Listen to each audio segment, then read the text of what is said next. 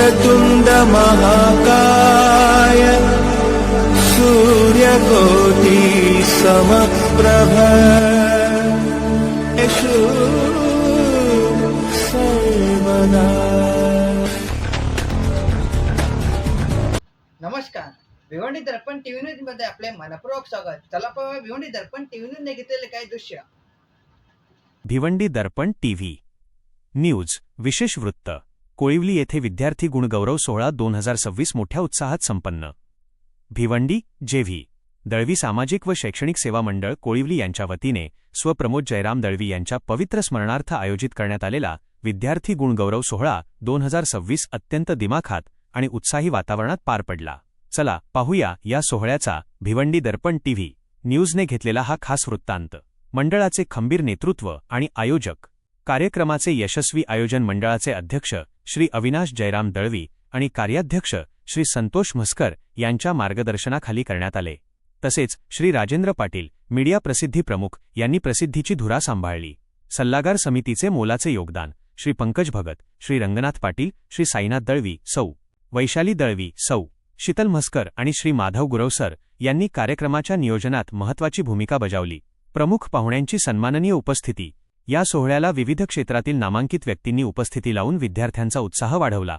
श्री निलेश गुरव, अध्यक्ष भाजपा युवा मोर्चा भिवंडी ग्रामीण, श्री सुधाकर वसईकर, ज्येष्ठ मराठी अभिनेते, श्री गिरीश लटके, ज्येष्ठ मराठी कवी, श्री सुहास बसरकोट सर, श्री संदीप कांबळे, कवी, उपस्थित मान्यवर आणि अतिथी। कार्यक्रमाला परिसरातील अनेक प्रतिष्ठित नागरिक आणि समाजधुरंधर उपस्थित होते, ज्यामध्ये प्रामुख्याने श्री प्रशांत डोंगरे, श्री डॉक्टर प्रदीप जाधव, श्री प्रवीण उर्फ पम्या पाटील, सौ रंजनी पाटील, श्री हेमंत काबाडी, सौ सपना लसणे, श्री सुभाष जाधव, श्री हेमंत सोनावणे, श्री श्रीकांत भोईर, श्री प्रियांका भांगरेमाई, श्री राकेश कुलकर्णी, श्री महेश सोनार, श्री बबन म्हस्कर, श्री सोपान भगत, श्री संदीप पाटील, श्री मंगेश भोईर, सौ पूनम दळवी, श्री गजानन दळवी आणि श्री शिवराम दळवी या मान्यवरांचा समावेश होता। थेट कव्हरेज, गुणवंत विद्यार्थ्यांचे कौतुक आणि मान्यवरांचे मार्गदर्शन यांमुळे हा सोहळा उपस्थितांच्या डोळ्यांचे पारणे फेडणारा ठरला। या संपूर्ण सोहळ्याची क्षणचित्रे आणि सविस्तर वृत्त पाहण्यासाठी जोडलेले रहा भिवंडी दर्पण टीव्ही न्यूज सोबत।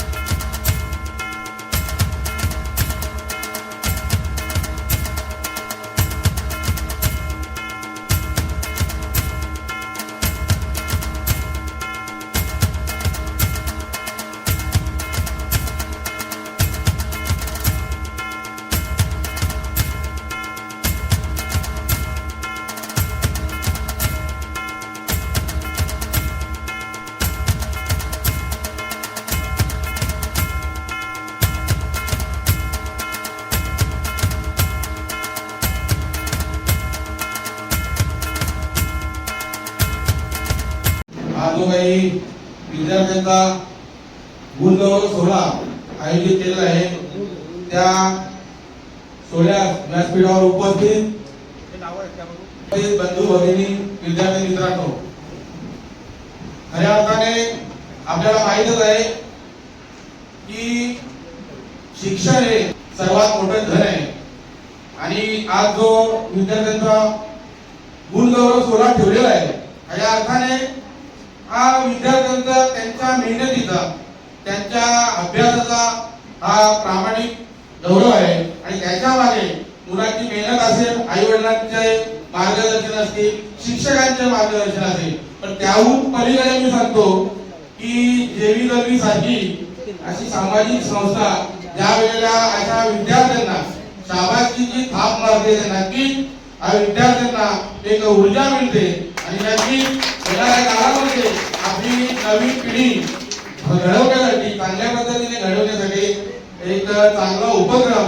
मला वाटतं अविरतपणे जवळजवळ 18 वर्ष ना 18 वर्ष अविरतपणे आजपर्यंत कुठलाही खंड न पडता त्यांनी हा कार्यक्रम आयोजित केला आहे. मी खरोखर संस्थेचे अध्यक्ष अविनादा दलवे असतील, संतोषजी मस्कर असेल आणि त्याचे माधवजी गुरुजी असतील, आपले सर्व त्यांची टीम असेल, मी सर्वांना मनापासून शुभेच्छा देतो, अभिनंदन करतो की असेच कार्यक्रम आपण ठेवत राहा. जे काय असेल ते आम्ही मदत करायला तयार आहे. आणि आज मला त्यांनी आजच्या धन्यवाद दिला की मला आज या तुमच्या संस्थेमार्फत गौरव करण्यात आला, माझा सन्मान करण्यात आला. मी मनापासून आपले खरोखर याप्रती कृतज्ञता व्यक्त करतो आणि थांबतो. धन्यवाद.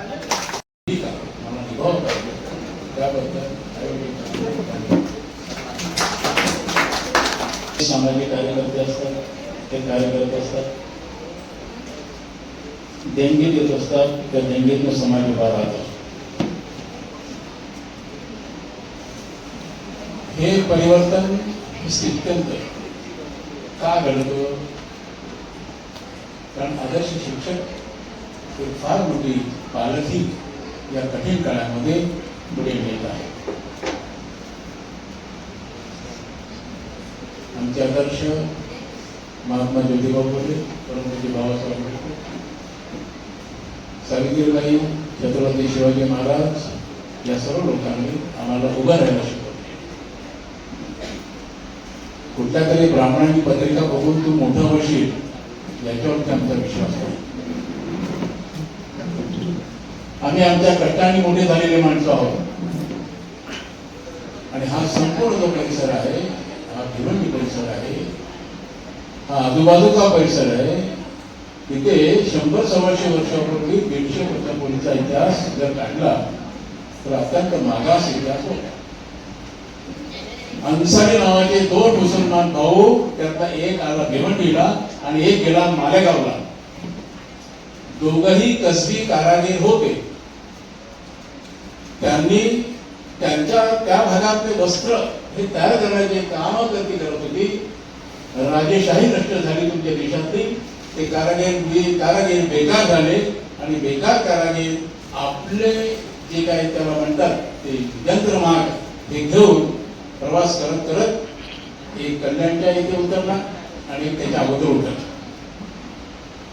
आणि मित्रांनो, ह्या 2 माणसांनी तिथला वस्त्रोद्योग पुढे नेला. आज जे काही तुमच्या इथं जे काही वैभव आहे ते त्या कष्टाचं वैभव आहे. हा हिंदू मुस्लिम विषय बाजूला ठेवा आणि मग दुसरा जो विषय असतो हा संपूर्ण जो परिसर आहे तो धार्मिक.